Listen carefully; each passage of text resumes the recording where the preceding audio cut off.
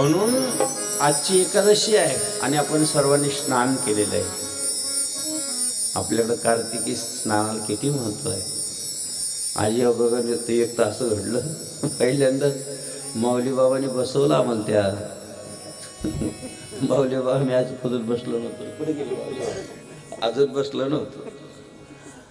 बरं ठीक आहे, ती पूजा बिजा झाली, पण ते जे डोक्यावर ठेवलं तिथून पाणी टाकलं, धन्यवाद म्हणलं. नाहीतर कोणाला आम्ही अशी स्नान घालून दिले नाही अजून.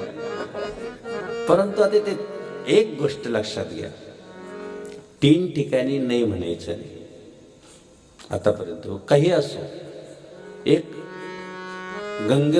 नर्मदा माईचं पात्र असो की कुठल्याही गंगेचं पात्र असो, तिथं तुम्ही आपलं मोठंपण दाखवायचंच नाही. तिथं सगळं विसरून जायचं.